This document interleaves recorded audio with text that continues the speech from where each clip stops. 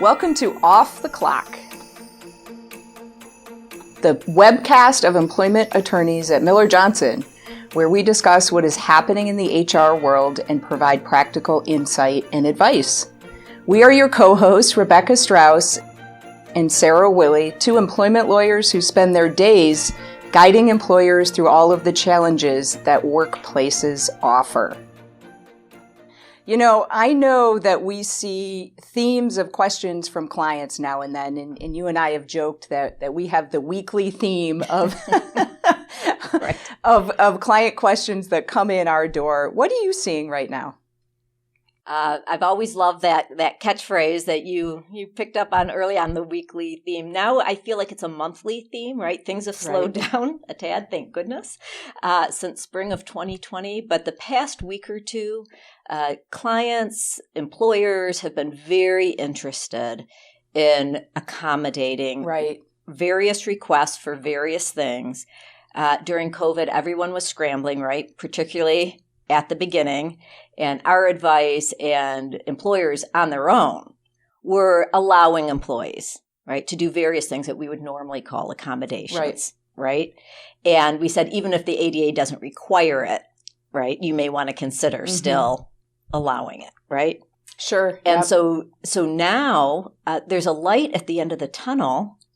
Thank goodness, right? We're starting to see more vaccinations. We're starting to see death rates going down, and people are thinking about getting back to some sort of normal, something that resembled at least a little what their workplace looked like before COVID. And so now the questions are coming. Do I still have to, right, allow what do Jane I do now? or Joe, right, to work remotely, to be on leave completely, to work part-time, right, because of their children's at home schooling, et cetera. So that is definitely a big theme for me. And then the other, which really works its way into this, is remote work. Oh my goodness, yes. Right? Yes, so many, and remote work is an interesting topic to talk about, and so many people have so many different questions about remote work. And to your point, starting with what are we going to do going forward? What's our workplace going to look like? Yeah. And do I have to keep allowing people to work remotely if they have been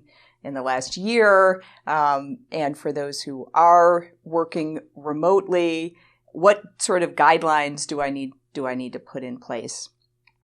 So I am also seeing both of those topics come up every day from clients. And I like where you started, which was the reasonable accommodation piece, and in particular, leaves of absence, or people may be working a part-time schedule because of COVID-related concerns. Oh my goodness, so many clients have called and said, Sarah's been off work since last March. What do I do now? How do I figure out what her status is and whether she's coming back? Can I call her? Can I not? Right? Yes. And just to be clear, what we're going to talk about now, Sarah, is not remote work, but a leave of absence. Right. So someone that has been not even working remotely. So this would be someone probably who can only work in person. Right. Where remote work wasn't possible. And then for whatever reason, they did not want to come to work, or couldn't for whatever reason. So maybe the best place to start, Sarah, is just a refresher on the ADA reasonable accommodation process. Oh, you're speaking my love language, Rebecca. I know. We're going to get to mine later. But what we've seen, we've joked about this a lot, right? Because of COVID, some of us have forgotten, right? Or we're a little rusty. Maybe that's a better way to put it. We're a little rusty with our ADA basics, because there was all the specific guidance from the EEOC on COVID, so we didn't have to go through the analysis, because the EEOC gave us the answer, right? Because they wanted everyone to be consistent. So what are the ADA basics here? What is the trigger for when an accommodation request is made, and then what does an employer need to do? Oh, that's such a great question. So starting with the ADA, of course, employers are obligated to provide a reasonable accommodation to somebody who has a disability, okay, meaning has an underlying health condition. And because of that, they need some sort of help or assistance to help them do their job. Included in that category can be time off work. If an employee needs some time off so that they can recover and then come back and be able to do their job. Okay, so when we think of that in the context of what's happened with COVID, there have been many employees who have come to their employer and said, I have an underlying health condition that puts me at risk, particular risk for COVID, right? And we know now generally what those are: diabetes, obesity, maybe somebody recovering from cancer, et cetera. It's too risky for them to be engaging with others, and therefore they really need to isolate during this global pandemic. And that can certainly be a request for accommodation under the ADA. Okay. Now, set that aside for a minute, because then we're going to talk next about what happens when somebody requests an accommodation. You don't necessarily have to give employees what they ask for. Instead, you have to engage with them in that reasonable accommodation process. But I do want to mention one important thing, and that's I'm also seeing many employees who have been off work for reasons that fall more generally into the category of I'm afraid. Yes. Right? Yes. I'm not sure that this person has identified a health issue or a medical condition, although certainly mental health issues can be disabilities under the ADA. But they just are very fearful of COVID. Right. And want to be very conservative about what they want to do, and therefore don't want to work. Are you seeing that too? Absolutely, from the very beginning. And frankly, it's almost, in my opinion, a very unofficial opinion, intensified over the last year as more and more information is put out every day. It's almost like layered upon itself, right? So people that may have been halfway there 6 months ago are now all the way there. Right. And even with vaccines, right, bringing down rates and, again, the light at the end of the tunnel, I think it's going to be a while before that flips back. It's not like it didn't switch on right away for a lot of people that I would call generalized fear, right, not tied to a disability. And it's not going to switch off real fast either. But Sarah, what I find so fascinating about this reasonable accommodation dilemma for employers is pre-COVID, when we were talking about leaves of absences tied to a disability, and you said it, when the person recovers, they can come back. But now let's just take someone who has type 1 or type 2 diabetes. They're not recovering from that. There's nothing to recover from. That's not the reason they need the leave. Right? It's the workplace hazard. Sure. At least that's the way they would phrase it, right? Right. The hazard in the workplace. So how do we decide, right, when we can stop offering that accommodation, or do we have to provide it indefinitely until the employee is comfortable returning? Right, right. Oh, that's such a good question, right? And so the place I would start with is, remember, we never have to provide time off work as a reasonable accommodation indefinitely. Okay, so even in a pandemic, let's be clear about this. Even in a pandemic, there is not an exception to that rule that has been created by the EEOC or courts or anyone else for a global pandemic. So that is still true. We don't have to provide time off indefinitely. So then the challenge for employers becomes, how do we then re-engage with that employee to find out if they have an estimated date of return to work? Okay. Right. And how do we do that when people are, none of us, let's be honest, been a year, can predict exactly when COVID rates will be at a certain level. And what level does it have to be?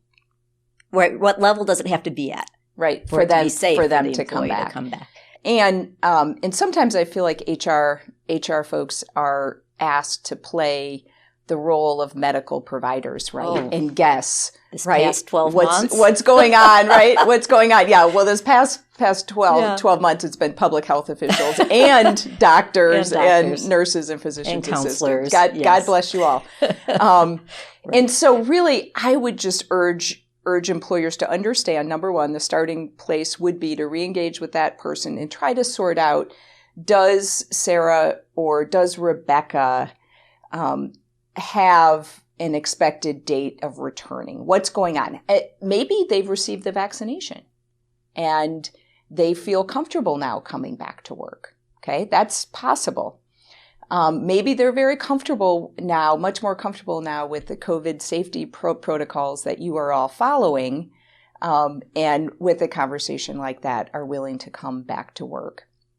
If they're not, then I would just strongly encourage employers to really implement now, if they haven't been, and most of them haven't been, a more robust process. Yes. Back to basics. Back right, to Sarah? basics, exactly. Yeah. Meaning, if I'm saying I still can't return because I'm diabetic and I still don't believe it's safe for me to be in the workplace, that's fine. I'm welcome to request a leave of absence then, but I'm going to have to complete the non-FMLA medical information, and that form should specifically require that medical provider to answer that question. Does Sarah have an estimated date of return to work?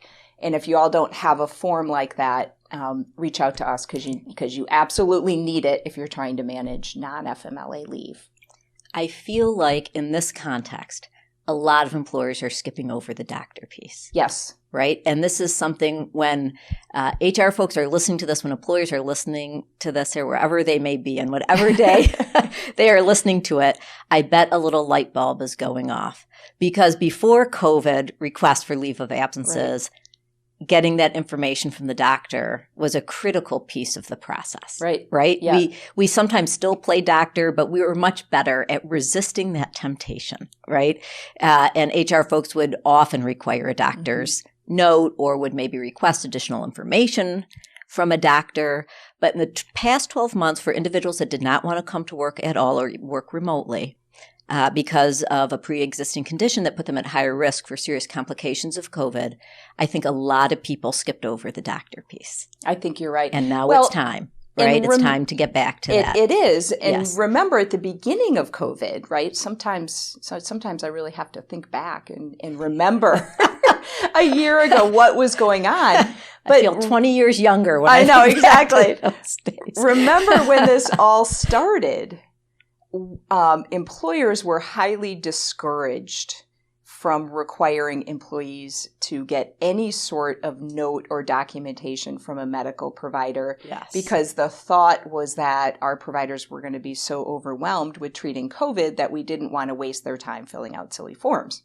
Right. And remember, a lot of doctors' offices were even closed. Do you remember back? Oh, my goodness. That far? I had forgotten about that. And then it took those offices time to transition to virtual meetings and getting their office staff working remotely. There was a time when it was employers were saying, look, I think I should be getting a doctor's note, but it's literally impossible. My employee tells me, and we believed them, right? Because it was true. Luckily, those times have passed. Thank goodness. Okay, so employers, HR folks should not hesitate now in requiring employees to get medical information like that. So I would encourage that. I do want to speak to that, go back to that thought about fear of COVID, and go back to my initial comment that mental health concerns can be disabilities under the ADA. Yes.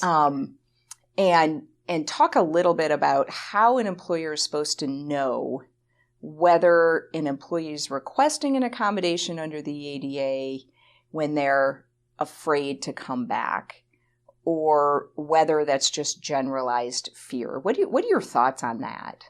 I think that is really hard, because I think people use a lot of words like it stresses, or phrases, it stresses me out thinking about coming back into the office, or I am nervous about that. But how is an employer then supposed to know whether that's a request for an accommodation under the ADA? Because again, now back to basics to remind folks, for it to be an accommodation, the employee has to say something that is tied to a medical condition, a physical medical issue, which includes mental health, and also request something from the employer, right?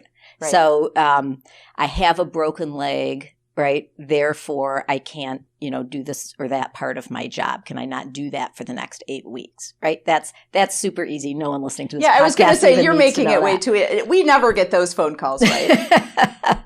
Every once in a while, and it makes me feel so good. I feel so helpful, and like I have actually progressed enough in my career to be able to have some easy ones, because those were not easy on my first day at Miller Johnson, by the way. So I still love those, so keep those coming. But that's the classic example, right? Here is a physical issue. Here is the change I need at work. But when someone says I'm stressed out, or it would stress me out, or it would make me nervous, I think that's in a gray area. Don't you? And so what is the advice to the client then? Okay, it's easy for us to say, okay, that's great. Lawyers love saying that, right? But then that's not the end of the conversation, right? Right. So what is an employer to do in that situation? Let's take it by levels, okay? Let's just say the first level, that's all the employee says. I'm stressed out or it makes about me the nervous. Thought about coming back to work. I don't want to come back yet. So I think from a legal standpoint, okay, let's just go there for a second. Right? We are lawyers, right? For a legal standpoint, I would feel very comfortable making the argument that that's not enough to request an accommodation under the ADA. That employee hasn't identified a disability, right? Simply being nervous or being stressed is not a diagnosed mental health issue, such that you're supposed to know that's a disability under the ADA, any more than saying, an employee saying, I have a minor cut on my finger and therefore I need something at work, right? And so from a legal standpoint, I would feel very comfortable saying that's probably not enough. Okay. But I would also add, if from an HR standpoint, right? Yes. If you're hesitating and you're feeling unsettled about that, okay, what you would simply do then is engage with that employee, right, in the reasonable accommodation process and perhaps say, okay, I'm not sure whether you're officially requesting an accommodation, but if you are, here's the paperwork for your provider to complete. Exactly. And that would give us a lot more information as to whether or not this is just general nervousness, right? Right. Whether or not this is just a nervous, fearful employee, or whether they've been diagnosed with generalized anxiety disorder, for example, right? Right. Exactly. And so it's always fine. I mean, there's nothing wrong with erring on the side of being conservative and following that reasonable accommodation process if you're not sure. But let's take another example in which I think I would advise an employer that they really should follow that reasonable accommodation process because an employee has identified a disability. And I think that would be something more along the lines of the idea of coming back to work is triggering my anxiety and my therapist is advising me not to do that, right? You see the difference between a comment like that and I'm just feeling stressed out. The employer still asks for the documentation. Sure, yep. Right? It's just Absolutely. Now we're more confident that that's the right first move. Correct. And almost really 100% of the time that's the right move. Correct. Right? Yeah. In your example. In my example, some employers may not think of that.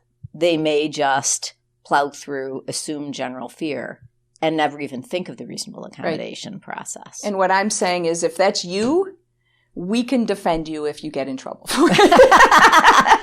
All day long. All day long, right, exactly. Yes. Don't lose sleep over that. Yes. If for folks that are listening to this that are thinking, oh my gosh, that just happened last month. Right. And I did not follow up by talking about the reasonable accommodation process.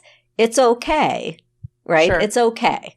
We're just suggesting a practical approach to that situation because you and I, Sarah, and our HR clients and employers, except for our healthcare employers, are not the healthcare providers, right? It's not up to us to determine whether this is a disability under the ADA or not. I would say a lot of my questions with clients involving the ADA and potential for reasonable accommodation, that's where the client is tied up in knots, right? So I don't know if it is, if it isn't. Yep. Always, it's rarely a bad idea to ask for a medical opinion, right? Exactly. From the employee's doctor. And again, you should be using a medical form that asks the question, the appropriate questions. And that begins with the questions that help you ferret out whether this person has a disability or not, and then ask the questions about whether they can perform the essential functions of their job, and then ask the questions about whether they need a leave of absence, and if so, when they might return, okay? So when we talk about medical documentation, that's what we're referring to. Boy, do we see that so much when the HR person who calls us says, I've got the medical documentation already, I'll send it to you. Sure. And then we see a free-form note, right, written by a doctor or a physician's assistant or what have you, right? And a lot of employers think that's enough. That's the doctor's note. That's the medical information. Okay, lawyer, here is the medical information. Right. Tell me whether this qualifies and what type of accommodation is required. That's fine if that's already happened. You can always follow up, right? Asking for additional information with the specific questions you just mentioned. But if we can even start there, it may avoid some frustration with the employee, right? Absolutely. Because you already asked the employee to get a doctor's note, the employee did it, and now you're asking them to get another one. Right. Right. And if the employee does have a disability and is struggling managing that can sometimes be irritating. Start with the right documentation to avoid getting those. We all know what we're talking about. And by the way, when you say the client sends a doctor's note, realistically, it's usually, 6, right? That say, I know exactly Sarah's under my treatment. She's off work until November 1st. Until her next appointment. Which isn't really saying that Sarah might return on November 1st. That was only telling us when her next appointment was, right? And then the next note is Sarah continues to be off work until December 1st, et cetera, et cetera, et cetera. We've got to cut. To avoid getting those repeated notes, you really have to start with the right documentation from the beginning that asks those questions that we need answered. Exactly. So let's, and this is so helpful when we think about leave as a reasonable accommodation, but I know so many employers are also thinking about what? Thinking about employees who they know already are going to ask to continue You know where I'm going with this. Continue to work remotely. Yes. As a reasonable accommodation under the ADA. What are your thoughts on that? My thoughts on that is it is making employers' heads explode. And we probably just cause some anxiety, whether that be medically diagnosed or not, in the folks listening to this podcast. Right. Because they have seen the polls that you and I have seen, which is half of the workforce wants to stay home and half really wants to get back. And my guess is your supervisors, our supervisors, are also split, right? Some have found it has worked very well. Others insist that folks need to get back for collaboration, for accountability, right? For workflow purposes, et cetera. And our HR folks are in the middle of that. Right? Oh, absolutely. Hearing that from all sides. Yes. And the biggest question of the day is, this person has been working remotely for 12 months, and it has been working at least a little, right? Because they're still employed by us. Right. So they're still, theoretically, they're still providing some value to our organization. Some are providing more value, right? Some are actually been more efficient, hitting out of the park at home. Some may be a little less, but regardless, it has been working for 12 months. Will I ever be able to say to an employee again, no, you can't work remotely. You have to work in the office. As a reasonable accommodation. Well, let's talk about it both ways. Okay. Right? Because let's talk about the reasonable accommodation aspect. I think that's of helpful, this right? Let's start with the first. Reasonable accommodation aspect, right? In other words, yes. If an employee says, I can't, let's take again the diabetic employee, right?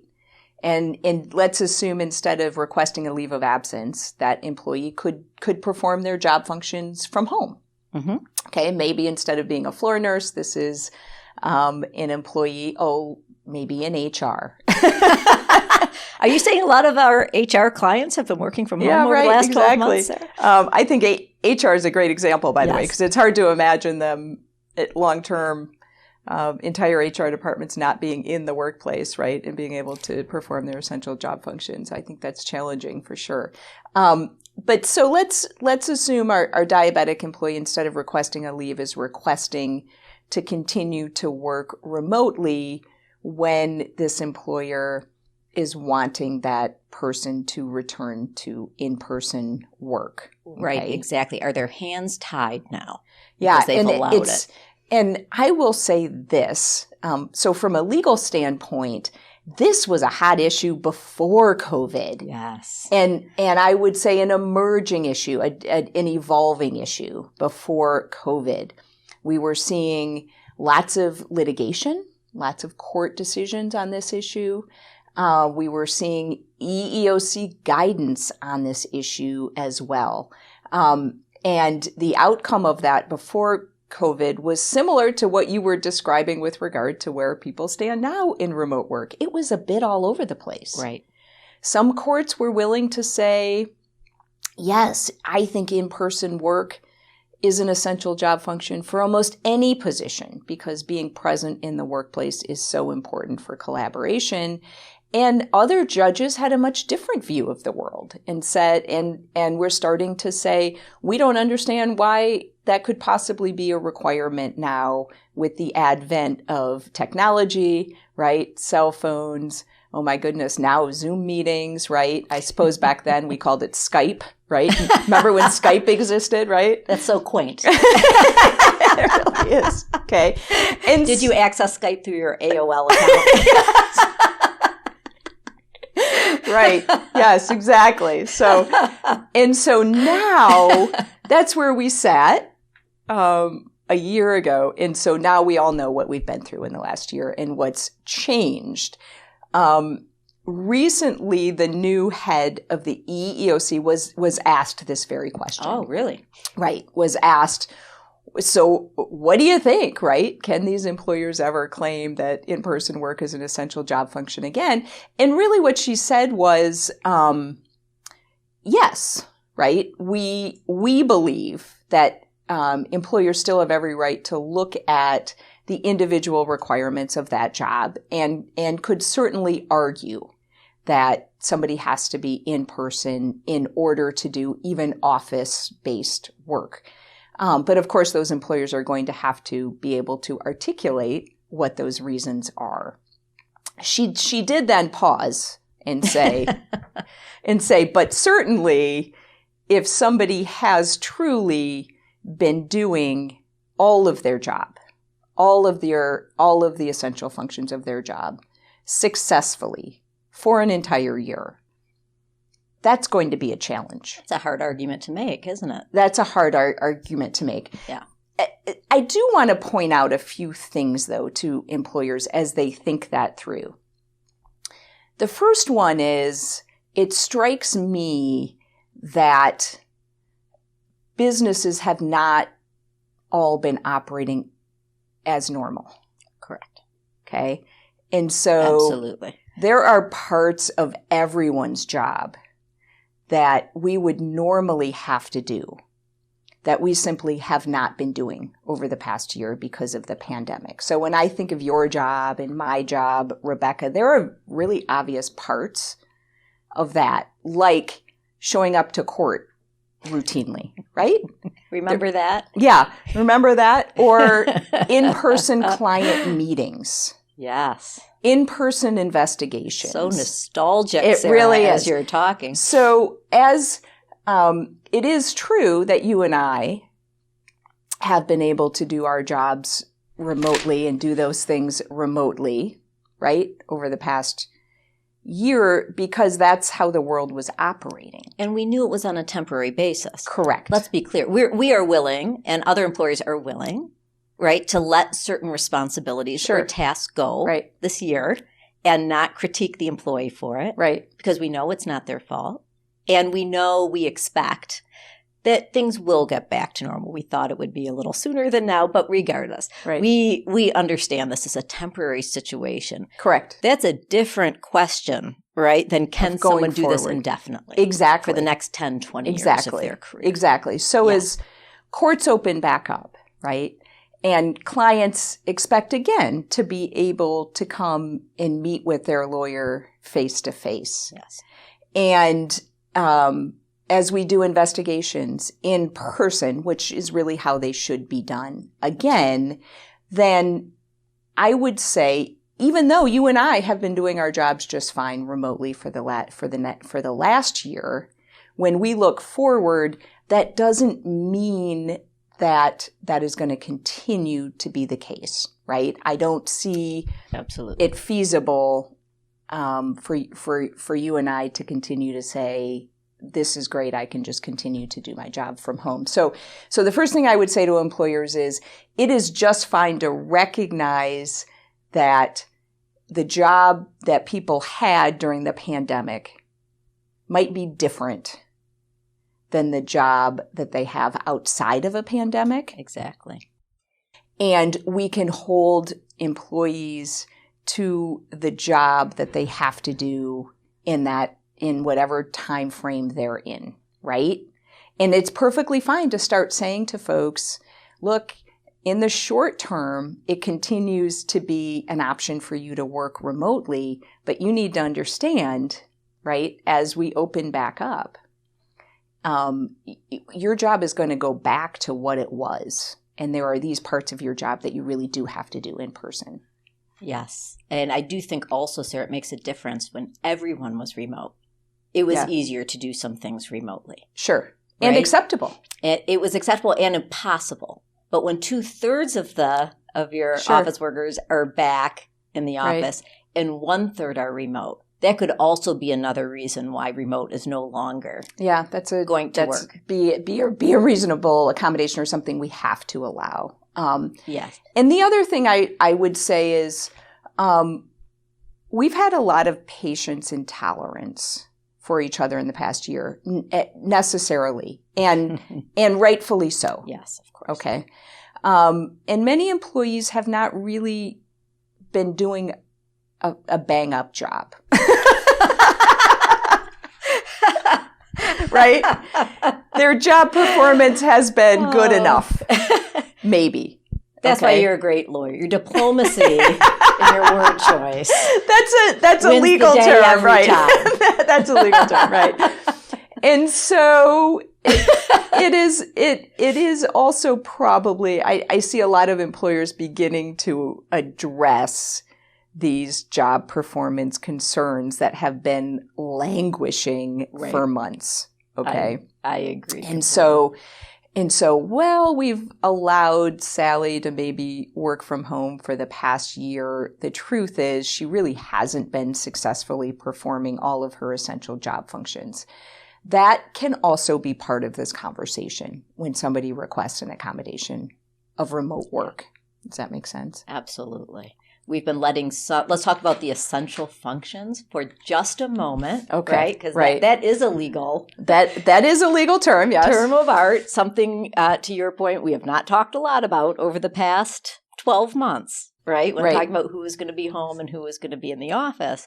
But if we can think back to pre-COVID times and an employee requested a reasonable accommodation, work from home, for instance, you and I would talk to them about what are their essential functions, their most important functions, and can they do those remotely? No one can do everything remotely. Few of us can. But can they do their essential functions from home? And I think that, to your point, over the last 12 months, we've gotten away from holding folks right, to performing their essential functions. Yep. Now, in pre-COVID times, that may have been an issue, right? Because if someone asked for remote work accommodation, and we said, well, no, because one of your essential functions is to do X, right, and that can only be done in the office, and the person said, but I haven't been doing X for a year. And I've got my raise, my performance review was fine, so how could that have possibly have been an essential function, right? So, and that would have been a hurdle you and I would have had to overcome, for instance, if there was litigation. The fact that it was COVID, and staying home wasn't really an accommodation, it was ordered. Yeah, right. By whether it was an executive order or a Department of Health and Human Services order or a MIOSHA order, whatever the order was, right? Sure. Yeah. It wasn't our client's decision that people would be working from home and not performing all of even their essential functions. So I don't think employers' hands are tied by that either in a way they would have been if folks weren't at home because of COVID. Yep. I fully agree with that. And I would just add then, I think that's an intentional part of that conversation with the employee, right? I think you need to explain to the employee, look, these are your essential job functions. I think you need to recognize we haven't made you do these for the past year. This is the reason you haven't been made to perform those job functions. And this is the reason why you are going to need to perform those going forward, or we expect starting in July, or we expect starting in September. Right. So let's talk about the remote work in general. Let's just set aside the idea for a minute that as to whether employees have to allow employees to work remotely under the ADA, and let's talk about the employers that are thinking they might want to. Are you seeing a lot of clients grapple with what to do with remote work going forward? Oh, that is, yes, that is a very hot topic. News just broke recently, right, that Ford was going to allow almost all white-collar workers to work remotely in some form. I think a lot of larger employers are experimenting with that. Sure. There's a lot of cost savings, right? Let's be honest. Yeah. Less office space, less paper being printed, less HVAC costs, all sorts of savings. And it also increases your opportunity for reaching talent around the country, maybe around the world. Absolutely. Right? From a recruitment standpoint, it has been a game changer for so many of my clients to realize in order to fill this position, I don't have to convince them to move to Kalamazoo, Michigan, right? Right. They can still live in New Mexico, right? Or Colorado or wherever they want to live and do this job. And retention. Yeah. So folks that you lost, good people because their spouse took a job in another state or out of town. Sure. Right? You can still keep those people on your payroll. That was happening to some extent before COVID, but I think there was a lot of hesitation. And now that people have seen it can work for some positions, of course, we just spent some time talking about all the reasons it may not. But the reality is for some positions, it has worked. Sure. Right? Sometimes to the employer's surprise. Right? Yeah. So now they're considering it much more. And about half of employees, I said the latest poll is about half of employees, if given the choice, would continue to work out of their homes. Sure. I am not one of those people. But nor I. I think it depends what's happening in your house. Right, exactly. During daylight hours, which is unproductive and distracting on my end. But some people live a charmed life or a different life perhaps and are able to work very well from home and enjoy not having, the clothing and the commuting and the gas and the everything else involved with it. So I think without a doubt, and I think there's general consensus. This is not breaking news, folks. We're not claiming it is. That there's going to be an increase in folks working remotely. I think so too. Across the country. So how do employers deal with that? Right? That's exactly right. When this first hit a year ago, everyone was just scrambling, right? We were worried so much about policies and that sort of thing. We were just trying to get them connected at home. Right. Getting people laptops, getting them, the Wi-Fi or hotspots if they needed it, like literally, physically making it possible. Correct. Right? Yep. Now that we're looking at this for some folks as a longer term work situation, again, just like the ADA, it's time to get back to basics. And get a framework in place. Yes. Policies, agreements, that the employee signs off on. So what are some of the things that should be included in any remote work agreement? And this would be for an accommodation, or not, whether it's a reasonable accommodation under the ADA or just a choice. Right. We're talking about the same types of policies. Right. For an employee who's working remotely, either full-time or on a part-time basis, right? They're going to be performing their job somewhere other than the primary workplace. So, number one, we want to have a policy and we want to have those folks sign an agreement. But let's talk a minute about what should be in that and what kind of things employers should be thinking about. Top of my list, Rebecca, is one area that you love. Oh, are you going to sing my heart song? I am, which is wage and hour. No one listening will believe that I actually love the Fair Labor Standards Act.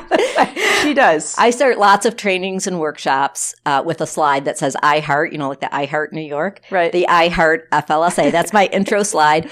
And it's not meant as a joke, but everyone laughs. Yeah, right. But it's true. Right. I don't know why, but it speaks to me. Yes. My teenagers would say. Right. Everything speaks to them. Right. The Fair Labor Standards Act speaks to me.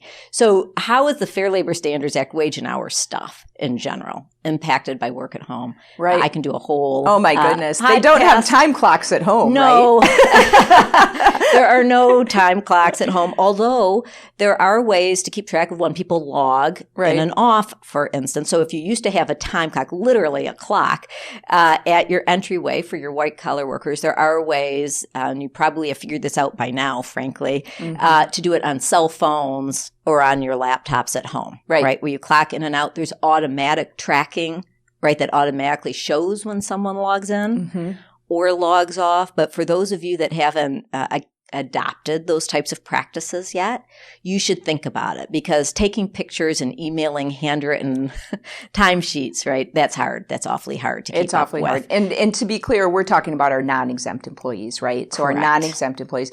And what I've seen is, and I have found this personally too, when I work from home, my workday starts early and it ends late. Yes. And Absolutely. we have been inundated with work, right? And so I'm just waiting for the class action lawsuits on behalf of non-exempt employees during the pandemic who were paid to work their usual work hours, but actually were working until 10 or 11 at night, right? And so how do employers head that off?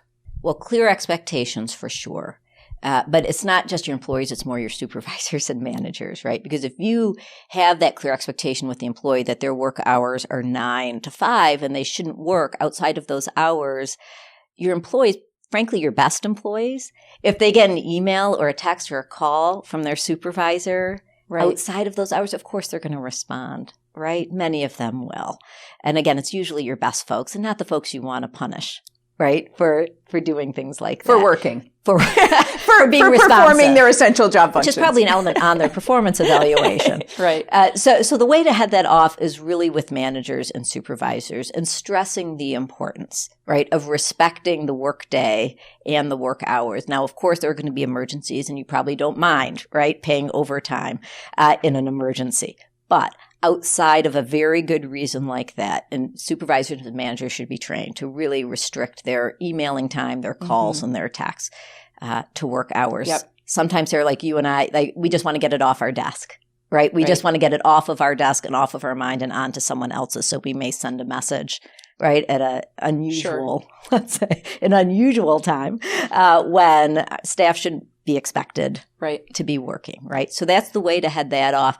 A more extreme solution, if your organization is really struggling with this, I'm not recommending it, but it is an option that some have found helpful. So one possible solution that's a little extreme, so I'm not recommending it, but some employers have found it helpful, is there are apps and add-ons that can actually cut off non-exempt employees' access to their phone, their voicemails, their emails, right? And that is a real way to control it. But keep in mind, if you need them in an emergency, right, it might be hard. But we do know of employers that have used that type of technology. Back to the old days of knocking on their door, right? When they when you need an employee outside of work hours. And of course, again, I mentioned policies and agreements at the beginning.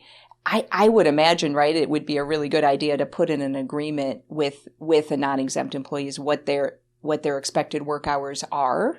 Yes, absolutely. And that they should not be working outside of those hours without permission from a supervisor or somebody else. And I'll just add on, if they do, how they should report Yes, exactly. those hours, right? Yeah. Because some people interpret that as, I better not report it Right. if I did it. So they can report the hours and get paid, right? But then that becomes a performance issue if people Right. are routinely working outside of their normal hours. But there's got to be a way for them to account for that. Sure. Right? We always pay people if they work, whether they had permission or not. Okay, we can talk about the Fair Labor Standards Act for another hour, but it'll put everyone to sleep. So let's just talk about what are the other main points in a remote work policy. So for me, I'm also seeing a lot of tension with regard to company property, right? What employers are going to provide to employees who are working remotely. And by the way, some states, depending on where your employee is working, require you to provide certain things like internet access. Think California. Okay. Always think California when we talk about who owns the yes, exactly. who owns the property, the laptops, the monitors, the cell phones, and how you are going to get those back if the employment relationship ends. Okay, that you can imagine that's a much more difficult hurdle when you have somebody working remotely than when you have somebody in the workplace. And I'll just add to that during COVID, we saw a lot of employees coming in and just sort of pirating monitors and chairs from offices, right? Yeah. Probably a lot of HR folks are hearing that and laughing, right? Yeah. Well, they're sitting in their own chairs that they took from their offices that are now using it. We all did it. Exactly. Did it. Yeah. So we need to step back and have an expected process in place that establishes what property the company is going to provide, who owns it, right? And the employee's obligation to return it when the relationship is over. Again, that's got to be in a written agreement. Absolutely. And then, of course, there's a whole area of safety, right? Oh, mine exploded when you said that. And that implicates both workers' comp and MIOSHA, right? Mm-hmm. OSHA and MIOSHA concerns. What is an employer obligated to do? What should an employer do minimally to make sure that the workspace at home is safe? And it might surprise you to hear we do have a general duty to provide a safe workplace, and that includes workplaces that are outside of the office. It could be in an employee's home. But Sarah, we don't have to go inspect employees' homes, do we? No, thank God not. Because I don't want to go into everyone's home. No. So that's where a really great agreement can save the day. It's key. It's absolutely key. Because the employee can represent, right, that their workplace at home is safe and complies with these various standards and sign off on that. You got it. And that should be sufficient, right? You got it. Yep. Okay. And I love an agreement that says specific things. Doesn't just say my workspace is safe, but sort of lays out, right, the most important elements of safety. Yes. And I think that's very, very helpful. And then the last piece that I'm seeing a lot is the confidentiality of information, whether it be employee information for you HR folks who are working from home, health information, etc. How do we make sure we are following our requirements to make sure that information is kept confidential? And I'll just add, don't forget phone conversations are included, right? I know during the pandemic, during many client calls, I had to lock myself in a room because I had my entire family around me. And in order to maintain that client attorney privilege, I had to make sure that was confidential. And so those implications happen too. So bottom line is, as we think about remote work, HR folks, don't just be grappling over what you want to do, but also be thinking farther ahead and thinking about putting together a program, a remote work program, and getting those elements in place. Excellent. Well, thank you, Sarah. That was so helpful. Well, that's all we have for you today. Time for Sarah and I to get back to work and back on the clock. We will see you next time on Off the Clock. Thanks, guys. See you soon.